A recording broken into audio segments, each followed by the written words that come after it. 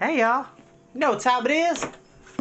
Bow! Get into it! Get into it! Yes! I take my hat. Got my earrings caught.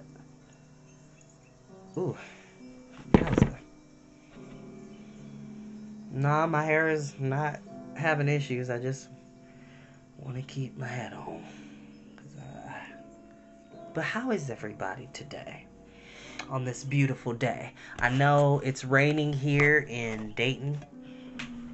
More so in Yellow Springs. It was raining a lot today, which I welcome that because it's been obnoxiously hot. And I can't take it. I can't take it. Oh wow. Okay, so we've got a hefty chapter today.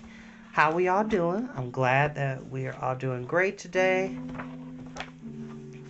And actually, let me take some time to talk about a couple of things. So, children, and even for the adults that are watching, there is a reason why I love my job. There is a blessing about my job that I don't think most people can comprehend. I am a bartender, barista, waiter, server, barista, I think I already said barista, host. I'm cross-trained everywhere at my particular job. I love what I do for people. I work with a great team. I tell people all the time who compliment me, like, oh, you do such a great job. Oh, you're a great singer. Because I also sing for wedding anniversaries and birthdays. People tell me, like, I do such a great job all the time. One thing I always say is I'm just doing my job as a human being, being good to somebody else. And I work with a great team. Anybody that knows me and works with me knows, like, hey, like, none of this would be possible without the team that I work with. I work with a great team, and I mean that. There is nothing demeaning about the work that I do because it's quite rewarding because you never know what people are going through behind closed doors. And you should never be so dismissive as to not be able to lead with compassion, not engage with people and, do for people. I say this all to say is that please, I beg of you, I implore you. I don't care if you don't know the person or if you happen to be out somewhere or you see somebody struggling, you see somebody having a hard day.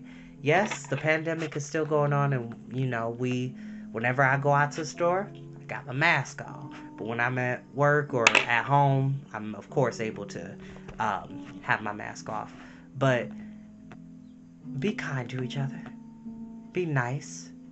I don't think it's hard to be polite to people or to be mannerable.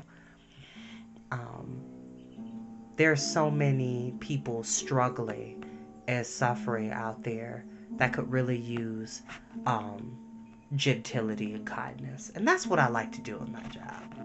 And I get to meet so many different people, especially because the restaurant where I work at is in a hotel. So the Mills Park Hotel is a beautiful boutique hotel. We have a lot of guests internationally as well as locally come and see us. And I get to meet so many different people from different walks of life, and I get to bless them in ways that I don't think they would be able to experience anywhere else. And the people I work with are able to do that for them as well.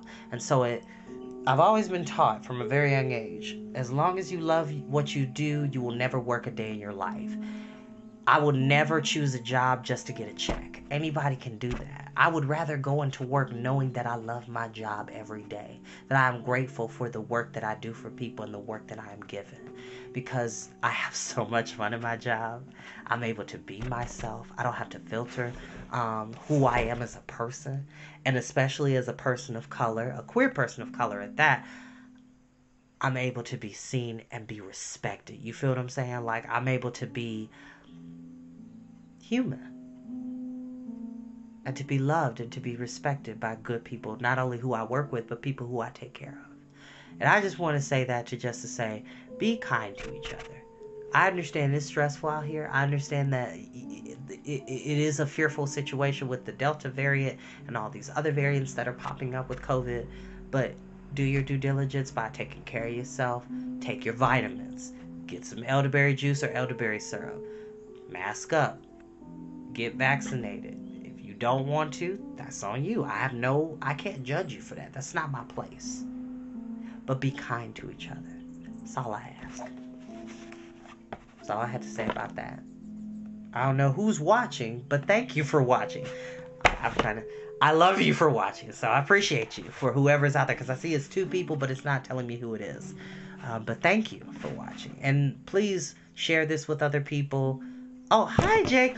Jake, I want to apologize publicly, because I meant to text you back the other night, and I ended up falling asleep, so I apologize for not texting back. I'm so sorry. Love you, my friend. I'm so sorry. I am Scatterbrain Jane, and I am so sorry. But all of the newer episodes of Through the Looking Glass are going to be posted today. I've just been having some time to work on other projects at home that have caused me to be a bit busy to, not work on the YouTube channel, which is still going to be a thing, which I still have a bunch of short stories that I've been wanting to read. And I thought I was only off this Wednesday, but I'm off Wednesday and Thursday, so I'm going to take some time to work on a couple of things to bring to the YouTube channel so you all can enjoy some more shorter selections, I should say. But I don't own the music that is being played in the background, which is from Mr. Mr. Ambiance. This is a ambient musical medley of Howl's Moving Castle, which is one of my favorite movies. Ooh, excuse me. So without further ado, I will go on and read. Chapter 8. It's My Own Invention.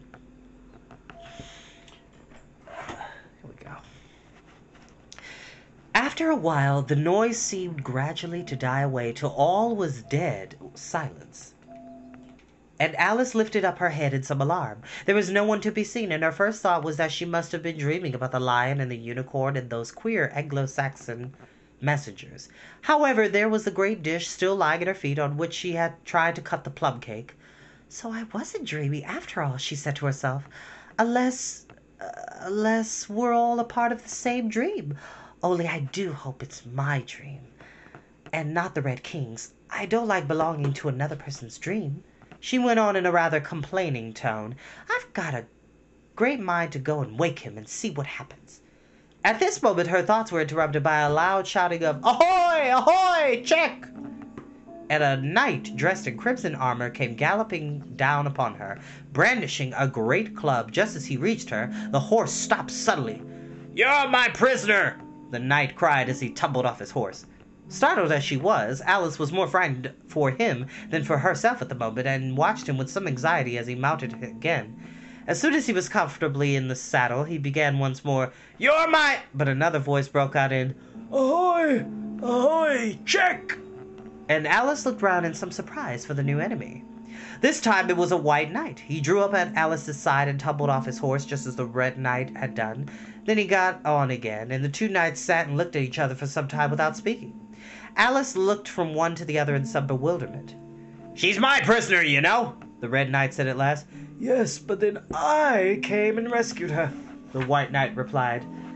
Well, we must fight for her, said the red knight as he took up his helmet, which hung from the saddle and was something the shape of a horse's head, and put it on. You will observe the rules of battle, of course, the white knight remarked, putting on his helmet too.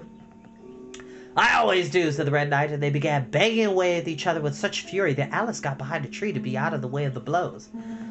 I wonder now what the rules of battle are, she said to herself as she watched the fight, timidly peeping out from her hiding place. One rule seems to be that if one knight hits the other, he knocks him off his horse, and if he misses, he tumbles off himself. And another rule seems to be that they hold their clubs with their arms as if they were playing Punch and Judy. What a noise they make when they tumble, just like a whole set of fire irons falling into the fender. And how quiet the horses are. They let them get on and off them just as if they were tables. Another rule of battle that Alice had not noticed seemed to be that they always fell on their heads, and that the battle ended when they're both falling off this way, side by side. When they got up again, they shook hands, and the red knight mounted and galloped off.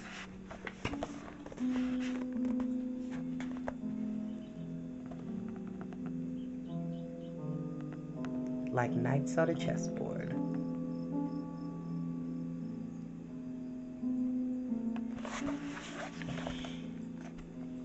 It was a glorious victory, wasn't it? Said the White Knight as he came up panting. I don't know, Alice said doubtfully. I don't want to be anybody's prisoner. I want to be a queen.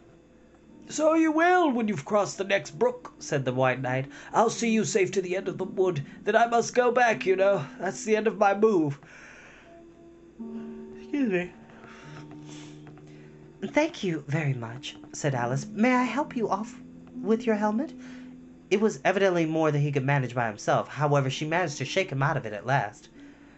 Now one can breathe more easily, said the knight, putting back his shaggy hair with both hands and turning his gentle face and large, mild eyes to Alice. She thought she had never seen such a strange-looking soldier in all her life. He was dressed in tin armor, which seemed to fit him very badly, and he had a queer-shaped little deal box fastened across his shoulders, upside down and with the lid hanging open. Alice looked at it with great curiosity. I see you're admiring my little box, the knight said in a friendly tone. It's my own invention, to keep clothes and sandwiches in. You see, I carry it upside down so that the rain can't get in. But the things can get out, Alice gently remarked. Do you know the lid's open? I didn't know, the knight said in a shade of vexation passing over his face. Then all the things must have fallen out, and the box is no use without them. He unfastened it as he spoke, and was just going to throw it into the bushes when a sudden thought seemed to strike him, and he hung it carefully on a tree. Can you guess why I did that? He said to Alice. Alice shook her head. In hopes some bees might make a nest in it, then I should get the honey. But you've got a beehive or something like one fastened to the saddle, said Alice. Yes, it's a very good beehive, the knight said in a discontented tone.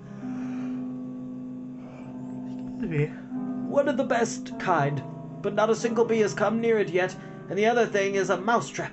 I suppose the mice keep the bees out, or the bees keep the mice out. I don't know much. I was wondering what the mouse trap was for, said Alice. It isn't very likely there would be any mice on the horse's back. Not very likely, perhaps, said the knight, but if they do come, I don't choose to have them running all about. You see, he went on after a pause, it is well to be provided for everything. That's the reason the horse has all those anklets around its feet. But what are they for? Alice asked in a tone of great curiosity. To guard against the bites of sharks, the knight replied. It's an invention of my own. And now, help me on. I'll go with you to the end of the wood. What's that dish for? It's meant for plum cake, said Alice.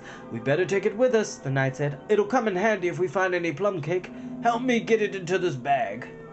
This took a time to manage, though Alice held the bag open very carefully because the knight was so very awkward in putting in the dish. The first 2 or 3 times that he tried, he fell in himself instead. It's rather a tight fit, you see, he said as they got it in at last. There's so many candlesticks in the bag. And he hung it to the saddle, which was already loaded with bunches of carrots and fire irons and many other things. I hope you got your hair well fastened on, he continued as they set off. I'm so sorry, my apologies. Only in the usual way, Alice said, smiling. That's hardly enough, he said anxiously. You see, the wind is so very strong here. It's as strong as soup. Have you invented a plan for keeping the hair from being blown off? Alice inquired. Not yet, said the knight, but I've got a plan for keeping it from falling off. I should like to hear it very much. First you take an upright stick, said the knight, then you make your hair creep up on it like a fruit tree. Now the reason hair falls off is because it hangs down. Things never fall upwards, you know. It's a plan of my own invention. You might try it if you like. It did sound like a comfortable plan, Alice thought, and for a few minutes she walked on in silence, puzzling over the idea, and every now and then stopping to help the poor knight, who certainly was not a good rider. Whenever the horse stopped, he fell off in front, and whenever it went on again, which it generally did rather suddenly, he fell off behind.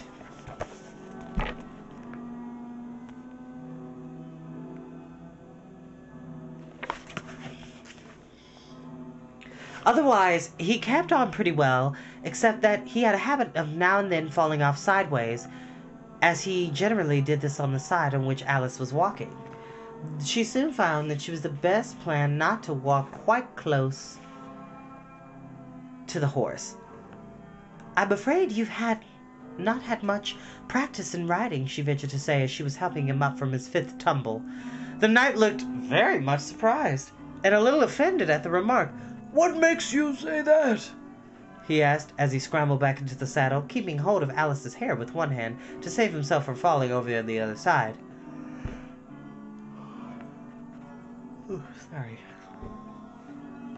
"Because people don't quite fall off so often when they've had much practice." "I've had plenty of practice," the knight said very gravely. "Plenty of practice." Alice could think nothing better than to say then, "Indeed," but she said it as heartily as she could. They went on a little way in silence after this, the knight with his eyes shut, muttering to himself, and Alice watching anxiously for the next tumble. "The great art of riding," the knight suddenly began in a loud voice, waving his right arm as he spoke, "is to keep—" Here the sentence ended as suddenly as it began, and the knight, feeling heavily on the top of his head, exactly in the path where Alice was walking, she was quite frightened this time, and said in an anxious tone as she picked him up, "I hope no bones are broken?" "None to speak of," the knight said, as if he didn't mind breaking 2 or 3 of them. "The great art of riding, as I was saying, is to keep your balance properly. Like this, you know." He let go of the bridle and stretched out both his arms to show Alice what he meant, and this time he fell flat on his back right under the horse's feet.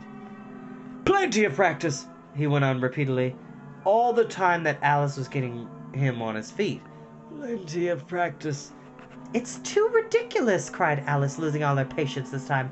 "You ought to have a wooden horse on wheels, that you ought." "Does that go smoothly?" the knight asked in a great tone of great interest, clasping his arms around the horse's neck as he spoke, just in time to save himself from tumbling off again. "Much more smoothly than a live horse," Alice said, with a little scream of laughter, in spite of all she could do to prevent it. "I'll get one," the knight said thoughtfully to himself. "1 or 2 several." There was a short silence after this, and the knight went on again. "I'm a great hand at inventing things. Now, I dare say you noticed the last time you picked me up that I was looking rather thoughtful." "You were a little grave," said Alice. "Well, just then I was inventing a new way of getting over a gate. Would you like to hear it?" "Very much indeed," Alice said politely. "I'll tell you how I came to think of it," said the knight. "You see, I said this to myself, the only difficulty is with the feet. The head is high enough already, but first I must put my head on the top of the gate. Then the head's half high enough, then I stand on my head, and then the feet are high enough, you see. Then I'm over, you see." "Yes, I suppose you'd be over when that was done," Alice said thoughtfully. "But don't you think it would be rather hard?" He looked so vexed at the idea that Alice changed the subject hastily. "What a curious helmet you've got on," she said cheerfully. "Is that your invention too?" The knight looked down proudly at his helmet, which hung from the saddle. "Yes," he said, "but I've invented a better one than that, like a sugar loaf. When I used to wear it, if I fell off the horse, it always touched the ground directly, so I had a very little way to fall, you see. But there was the danger of falling into it, to be sure. That happened to be at once, and the worst of it was, before I could get out again, the other white knight came and put it on. He thought it was his own helmet." The knight looked so solemn about it that Alice dared not to laugh. "I'm afraid you must have hurt him." I thought I skipped a page. I'm sorry, y'all. "I had to kick him, of course," the knight said very seriously, "and then he took the helmet off again. But it took hours and hours to get me out of it. I was as fast as lightning, you know." "But that's a different kind of fastness," Alice objected. The knight shook his head. "It was all kinds of fastness with me, I can assure you." He raised his hands in some excitement as he said this, and instantly rolled out of the saddle and fell headlong into a deep ditch. Alice ran to the side of the ditch to look for him. She was rather startled by the fall, as for some time he had kept on very well, and she was afraid that he really was hurt this time. However, though he could see nothing but the soles of his feet, she was much relieved to hear that he was talking in his usual tone. "All kinds of fastness," he repeated. "But it was a careless of him to put another man's helmet on, with the man in it, too."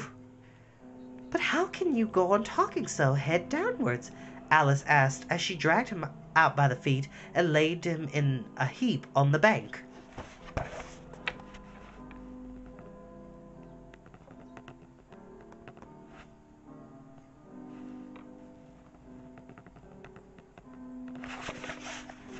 The knight looked surprised at the question. "What does it matter where my body happens to be?" he said. "My mind goes on working all the same. In fact, the more head downwards I am, the more I keep inventing new things. Now, the cleverest thing of the sort that I ever did," he went on after a pause, "was inventing a new pudding during the meat course." "In time to have it cooked for the next course?" said Alice. "Well, that was quick work, certainly." "Well, not the next course," the knight said in a slow, thoughtful tone. "No, certainly not the next course."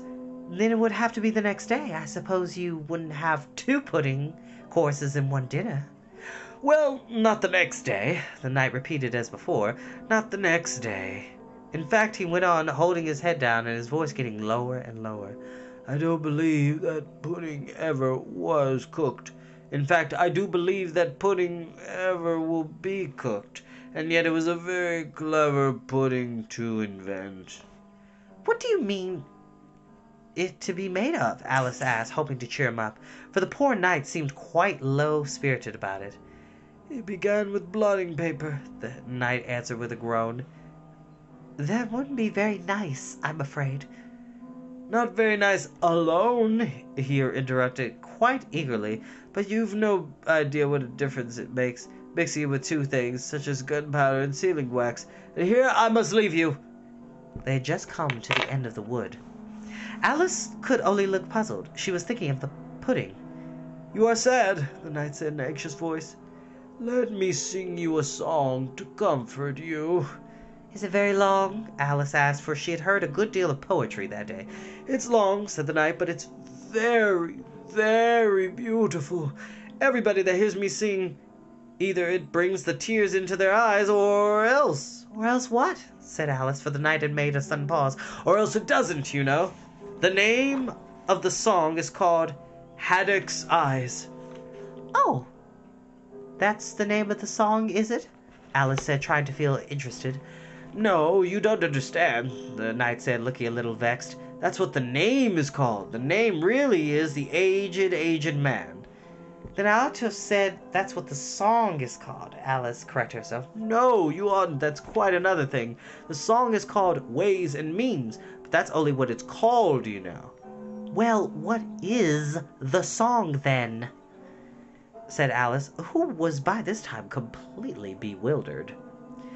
"I was coming to that," the knight said. "The song really is A sitting on a gate, and the tune's my own invention." So saying, he stopped his horse and let the reins fall to its neck. Then slowly beating time with one hand and with a faint smile lighting up his gentle, foolish face, as he enjoyed the music of his song, he began.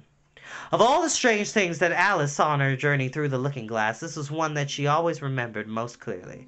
Years afterwards she could bring the whole scene back again as if it had only been yesterday. The mild blue eyes and kindly smile of the knight, the setting sun gleaming through his hair and shining on his armor in a blaze of light that quite dazzled her. The horse quietly moving about with the reins hanging loose on his neck, cropping the grass at his feet, and the black shadows of the forest behind. All this she took in like a picture, as with one hand shading her eyes she leant against a tree, watching the strange pair and listening in a half-dream to the melancholy music of the song. "But the tune isn't His own invention," she said to herself. "It's I give thee all, I can no more." She stood and listened very attentively, but no tears came to her eyes. "I tell thee everything I can, there's little to relate. I saw an aged man a-sitting on a gate. 'Who are you, aged man?' I said, 'and how is it you live?' And his answer trickled through my head like water through a sieve. He said, I look for butterflies that sleep among the wheat. I make them into mutton pies and sell them in the street. I sell them unto men, he said, who sail on stormy seas. That's the way I get my bread, a trifle, if you please. But I was thinking of a plan to dye one's whiskers green, and always use so large a fan that they could not be seen. So having no reply to give to what the old man said, I cried, come, tell me how you live, and thumped him on the head. Which is not nice, don't do that. His accent smile took up the tale. He said, I go my ways, and when I found a mountain rill, I set it ablaze. And thence they make a stuff they call Rowland's Masker oil, yet 2 halfpenny is all they give me for my toil. But I was thinking of a way to feed oneself on batter, and so go on from day to day, getting a little fatter. I shook him well from side to side until his face was blue. Come tell me how you live, I cried, and what it is you do. He said, I hunt for haddock's eyes among the heather bright, and work them into waistcoat buttons in the silent night. And these I do not sell for gold, for coin of silvery shine, but for a copper halfpenny that will purchase mine. 9. I sometimes dig for butter rolls, or set lime twigs for crabs. I sometimes search the grassy knolls for wheels of hansom cabs. And that's the way, he gave a wink, by which I get my wealth. A very gladly will I drink your honour's noble health. I heard him then, for I had just completed my design, to keep the Menai Bridge from rust by boiling it in wine. I thanked him much for telling me the way he got his wealth, but chiefly for his wish that he might drink my noble health. And now if ever by chance I put my fingers into glue, or madly squeeze a right-hand foot into a left-hand shoe, or if I drop upon my toe a very heavy weight, I weep, for it reminds me so, for that old man I used to know, whose look was mild, whose speech was slow, whose hair was whiter than the snow, whose face very like a crow, with eyes like cinders all aglow, which seemed distracted with his woe, who rocked his body to and fro, who muttered mumbling and low, as if his mouth were full of dough, who snorted like a buffalo, that summer evening, long, long ago, a-sitting on a gate.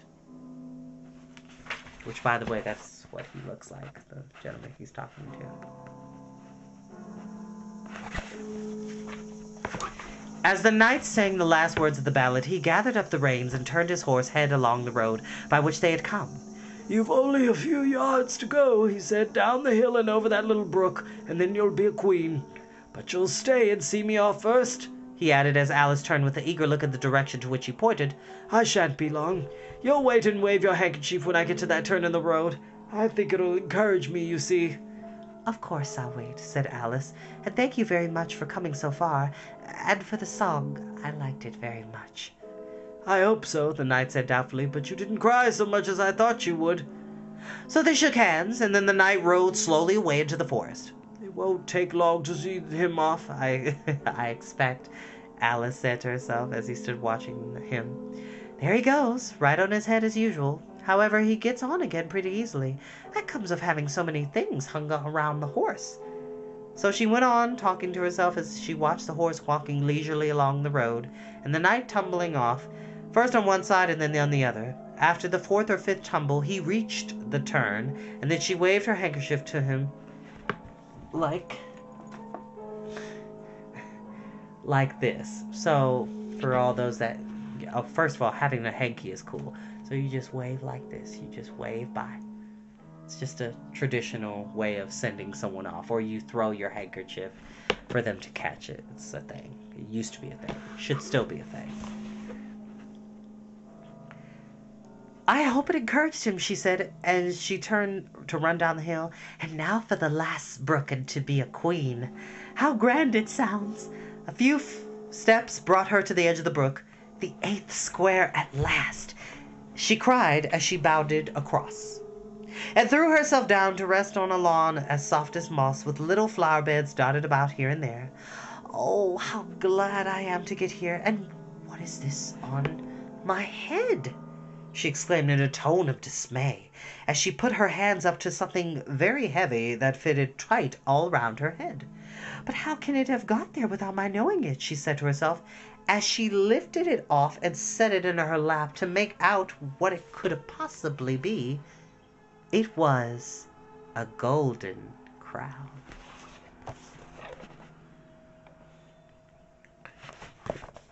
And that is where we will end. We are going into chapter 9, but we have 1, 2, 3 left. Well, technically only 2 chapters left because 2 of them are like really short. But thank you so much, y'all. I hope you're enjoying this series. We're gonna go on to read the Redwall series next because I did promise that we are going to read that series. But tomorrow it'll be a month. Starting tomorrow, it'll be a month, and my birthday will be here. I'm turning 30 years old. I'm going to Miami for the first time. I get to be with somebody very special. And for those of my friends that are local and want to do something for my birthday or would like to go out, please give me as much advance notice as possible so I can make sure that my schedule is free before I head out and leave. Or if you want to do something when I get back, it's totally fine. I love you all. Have a great rest of your day.